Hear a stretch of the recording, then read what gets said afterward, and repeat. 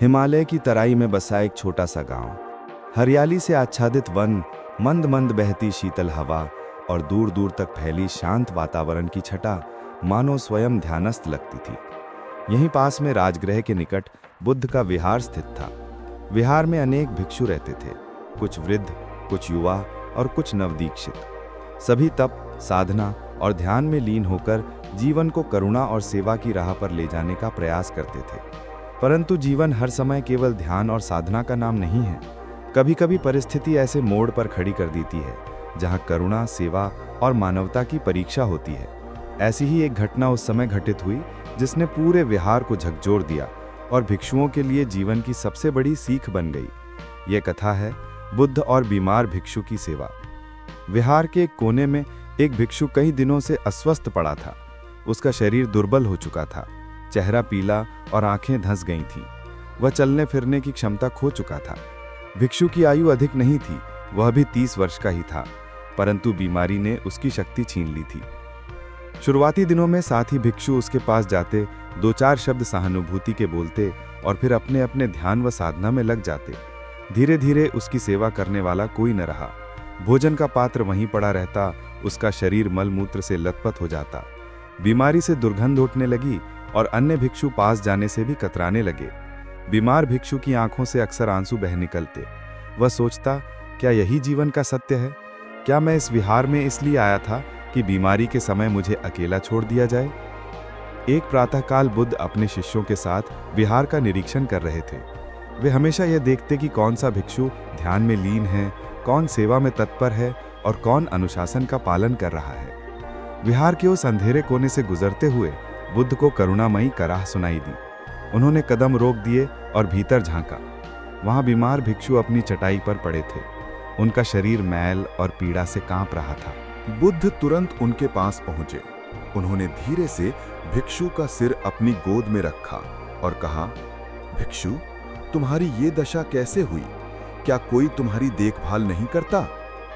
बीमार भिक्षु ने कांपती आवाज में कहा, भगवान, प्रारंभ में कुछ साथी आते थे, परंतु अब सब अपने अपने साधना में व्यस्त हो गए हैं। मैं किसी पर बोझ नहीं बनना चाहता था, इसलिए चुपचाप ये पीड़ा सहता रहा। बुद्ध की आंखों में करुणा के मोती छलक उठे। उन्होंने तुरंत अपने शिष्यों को बुलाया। बुद्ध ने अपने शिष्यों से कहा, देखो, ये भिक्षु रोग से पीड़ित है। वो हमारा बंधु है। सेवा और करुणा साधना से कम नहीं। जिसने अपने साथियों की देखभाल नहीं की, वो वास्तव में बुद्ध के मार्ग पर नहीं चल रहा। फिर बुद्ध ने स्वयं अपने हाथों से भिक्षु का शरीर साफ किया। उन्होंने जल मंगवाया, मल मूत्र को धोया, उसे स्नान कराया और नए वस्त्र पहनाए। भिक्षु को स्वच्छ करने के बाद उन्होंने उसके शरीर पर औषधि लगाई और प्रेम से कहा, अब तुम निश्चिंत रहो। जब तक तुम स्वस्थ नहीं हो जाते, मैं स्वयं तुम्हारी देखभाल करूंगा। अन्य भिक्षु ये देखकर स्तब्ध रह गए। वे सोचने लगे, ये कार्य तो हमारा था, लेकिन हमने उपेक्षा कर दी और हमारे गुरु स्वयं उसे स्नान करा रहे हैं। बुद्ध ने सभी भिक्षुओं को एकत्र किया और कहा, भिक्षुओं, स्मरण रखो, तुम सब यहाँ केवल ध्यान करने, ज्ञान प्राप्त करने या उपदेश देने के लिए नहीं आए हो। जीवन का मूल आधार है करुणा। यदि तुम बीमार साथी की सेवा नहीं कर सकते, तो तुम्हारा ध्यान और साधना व्यर्थ है। सेवा का अर्थ केवल शरीर की देखभाल नहीं है। सेवा का अर्थ है किसी की पीड़ा को अपनी समझना, उसके दुख को साझा करना, उसकी असहायता में सहारा बनना। जो भिक्षु अपने साथी को रोगग्रस्त देखकर भी अनदेखा करता है, वो वास्तव में मनुष्य होने के योग्य नहीं है। बुद्ध का मार्ग करुणा का मार्ग है। तुम सबको यही सीखना होगा। ये सुनकर सभी भिक्षुओं की आंखें नम हो गईं। उन्होंने अपनी गलती स्वीकार की और प्रण किया कि आगे से किसी भी साथी को अकेला नहीं छोड़ेंगे। धीरे धीरे बीमार भिक्षु बुद्ध की सेवा और करुणा से स्वस्थ होने लगा। उसका चेहरा खिल उठा और वो फिर से ध्यान व साधना में बैठने योग्य हो गया। उसने बुद्ध से कहा, भगवान, मैं धन्य हूँ कि मुझे आपका स्नेह मिला। आज मैं समझ गया कि धर्म केवल ध्यान में नहीं बल्कि सेवा में भी है। आपके हाथों की सेवा ने मुझे नया जीवन दिया है। बुद्ध ने मुस्कुराते हुए कहा, भिक्षु, स्मरण रखो, धर्म का वास्तविक स्वरूप करुणा है। यदि तुम किसी रोगी की सेवा करते हो तो मानो तुमने बुद्ध की ही सेवा की। इस घटना के बाद विहार का वातावरण बदल गया। अब कोई भी भिक्षु अकेला नहीं रहता। यदि कोई बीमार पड़ता तो सभी उसकी सेवा में जुट जाते। भोजन कराना, स्नान कराना, औषधि देना, सब मिलकर करते। ये समाचार आसपास के गांवों तक पहुंच गया। लोग कहने लगे, बुद्ध के शिष्य केवल उपदेश नहीं देते, वे करुणा और सेवा का जीवंत उदाहरण हैं। गांव के लोग विहार आने लगे। वे रोगियों को लाते और भिक्षु उनकी सेवा करते। धीरे धीरे बुद्ध का विहार एक आध्यात्मिक ही नहीं बल्कि करुणामयी केंद्र भी बन गया। जैसे जैसे दिन बीतते गए, विहार में एक नई परंपरा का जन्म हुआ। प्रत्येक भिक्षु को अब केवल अपनी साधना की चिंता नहीं थी, बल्कि वे अपने साथियों की भलाई के लिए भी सचेत रहते थे। बुद्ध ने देखा कि इस घटना ने उनके शिष्यों के हृदय में एक गहरा परिवर्तन ला दिया था। एक संध्या बुद्ध अपने प्रिय शिष्य आनंद के साथ विहार की छत पर बैठे थे। सूर्यास्त की सुनहरी किरणें पूरे विहार को सुनहरे रंग में रंग रही थीं। दूर से कुछ भिक्षुओं की आवाजें आ रही थीं। वे किसी नए आए रोगी की देखभाल की योजना बना रहे थे।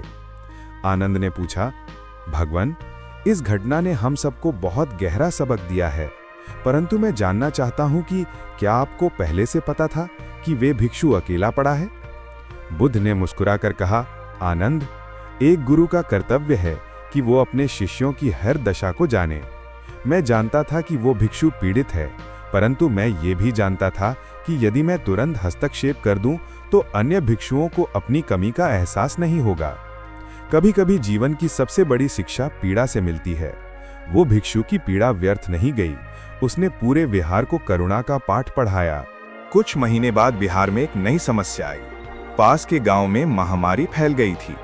गांव के लोग डरे हुए थे और उन्हें कोई चिकित्सक भी नहीं मिल रहा था। जब ये समाचार बिहार पहुंचा तो सभी भिक्षु चिंता में पड़ गए। एक वृद्ध भिक्षु ने कहा, यदि हम वहां जाएंगे तो हमें भी संक्रमण हो सकता है, हमारी साधना बाधित हो जाएगी। परंतु वो भिक्षु जो कभी बीमार था और जिसकी बुद्ध ने सेवा की थी, वो आगे आया। उसने कहा, भाइयों, क्या हमने भगवान बुद्ध से ये नहीं सीखा कि सेवा ही सबसे बड़ी साधना है? यदि हम डर के कारण उन पीड़ितों की मदद नहीं करेंगे तो हमारा विहार में रहना व्यर्थ है। उसकी बात सुनकर अन्य भिक्षुओं को अपनी कायरता का एहसास हुआ। वे सभी तैयार हो गए। बुद्ध ने जब ये सुना तो उनके चेहरे पर गर्व की मुस्कान फैल गई। उन्होंने सभी भिक्षुओं को एकत्र किया और कहा, मैं प्रसन्न हूं कि तुम सब ने करुणा के मार्ग को समझा है, परंतु ध्यान रखो, सेवा में भी बुद्धिमानी की आवश्यकता होती है। तुम सब जाओगे, परंतु सावधानी के साथ। जो भिक्षु रोगियों की सेवा करेंगे वे अलग स्थान पर रहेंगे। दूसरे भिक्षु उनके लिए भोजन और औषधि की व्यवस्था करेंगे। इस प्रकार एक व्यवस्थित योजना बनाकर भिक्षुओं का एक दल गांव की ओर चल पड़ा। उन्होंने न केवल रोगियों की देखभाल की, बल्कि लोगों को स्वच्छता के नियम भी सिखाए। धीरे धीरे महामारी पर काबू पा लिया गया। गांव के लोग भिक्षुओं के इस निस्वार्थ सेवा भाव को देखकर अत्यंत प्रभावित हुए। कई लोगों ने बुद्ध के उपदेशों में रुचि लेनी शुरू की। जब भिक्षु गांव से वापस लौटे तो बुद्ध ने उनसे पूछा, तुम सबको इस सेवा से क्या सीख मिली? एक युवा भिक्षु ने कहा, भगवान, मैंने जाना कि जब हम दूसरों की सेवा करते हैं तो हमारे मन से अहंकार और स्वार्थ की भावना समाप्त हो जाती है।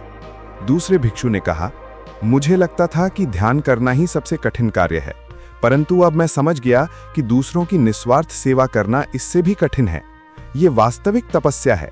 वो भिक्षु जो पहले बीमार था, उसने कहा, भगवान, जब मैं बीमार था तो मैं केवल अपने दुख को देख रहा था, परंतु अब जब मैंने दूसरों की सेवा की है तो मुझे समझ आया कि संसार में असंख्य प्राणी पीड़ित हैं। हमारा कर्तव्य है कि हम उनकी सहायता करें। बुद्ध ने सभी से कहा, तुम सब ने जो अनुभव किया है वो अमूल्य है। अब मैं तुम्हें जीवन की एक महान सच्चाई बताता हूँ। सबसे बड़ा ध्यान वह है जिसमें तुम अपने अहंग को भूलकर दूसरों की सेवा में लग जाओ। सबसे बड़ी तपस्या वह है जिसमें तुम अपने सुख आराम को त्याग कर पीड़ितों की सहायता करो। सबसे बड़ा दान वह है जिसमें तुम अपना समय, शक्ति और स्नेह दूसरों के कल्याण में समर्पित कर दो। यदि तुम किसी रोगी, दुखी या असहाय की सेवा करते हो तो समझो कि तुमने मेरी ही सेवा की है, क्योंकि बुद्ध प्रत्येक प्राणी के हृदय में निवास करता है। इस घटना के बाद से विहार में एक नई परंपरा की शुरुआत हुई। प्रतिदिन भिक्षु अपने ध्यान और अध्ययन के साथ साथ सेवा कार्य में भी समय देते। कोई पास के गांव में जाकर रोगियों को देखता, कोई गरीब बच्चों को शिक्षा देता, कोई वृद्धों की देखभाल करता। विहार में एक विशेष कक्ष बनाया गया जहां रोगी और पीड़ित व्यक्ति आकर ठहर सकते थे। भिक्षु उनकी निःशुल्क सेवा करते। धीरे धीरे ये स्थान क्षेत्र का एक प्रसिद्ध चिकित्सालय बन गया। बुद्ध को यह देखकर अत्यधिक प्रसन्नता होती कि उनके शिष्यों में करुणा के मार्ग को सच्चे अर्थों में अपनाया है। वर्षों बाद जब बुद्ध के महानिर्वाण का समय निकट आया तो उन्होंने अपने शिष्यों को अंतिम उपदेश दिया। मेरे प्रिय शिष्यों, मैं चला जाऊंगा, परंतु मेरी शिक्षाएं तुम्हारे साथ रहेंगी। स्मरण रखो, धर्म का सार करुणा है। जब तक तुम्हें संसार में एक भी दुखी प्राणी को देखकर उसकी सहायता की भावना तुम्हारे मन में उठती रहेगी, तब तक बुद्ध तुम्हारे साथ है। उस बीमार भिक्षु की सेवा करते समय जो कुछ तुमने सीखा, उसे कभी मत भूलना। वह घटना एक छोटी सी घटना लग सकती है, परंतु उसमें सारे धर्म का सार छुपा है। जो व्यक्ति दूसरों की सेवा करता है, वह वास्तव में अपनी ही सेवा करता है, क्योंकि सारे प्राणी एक ही चेतना के अंश हैं। ये कथा केवल उस समय के भिक्षुओं के लिए ही नहीं, आज के समाज के लिए भी उतनी ही प्रासंगिक है। हम अक्सर अपने काम, पढ़ाई या साधना में इतने व्यस्त हो जाते हैं कि किसी पीड़ित की ओर देखना भूल जाते हैं। बुद्ध ने इस घटना से यही सिखाया। सच्चा धर्म केवल ध्यान या पूजा में नहीं, बल्कि सेवा और करुणा में है। जब तुम किसी रोगी, असहाय या दुखी की मदद करते हो, तभी तुम्हारा जीवन सार्थक होता है। आज भी जब हम अपने आसपास किसी को पीड़ा में देखते हैं और मदद की बजाय उससे कतराते हैं, तो हमें बुद्ध के इस उपदेश को याद करना चाहिए। सच्ची मानवता तभी जगती है जब हम दूसरों के दुख को अपना दुख समझकर उनकी सहायता करते हैं। ये कहानी हमें सिखाती है कि जीवन में सफलता का मापदंड ये नहीं है कि हमने कितना धन कमाया या कितनी प्रसिद्धि पाई, बल्कि ये है कि हमने कितने लोगों के जीवन में खुशी और राहत लाई। जब हम निस्वार्थ भाव से किसी की सेवा करते हैं, तभी हमारे जीवन का सच्चा अर्थ पूर्ण होता है। इस प्रकार बुद्ध और बीमार भिक्षु की सेवा की ये कथा आज भी उतनी ही प्रासंगिक है और हमें जीवन की सबसे बड़ी सीख देती है। करुणा और सेवा ही धर्म का सच्चा स्वरूप है।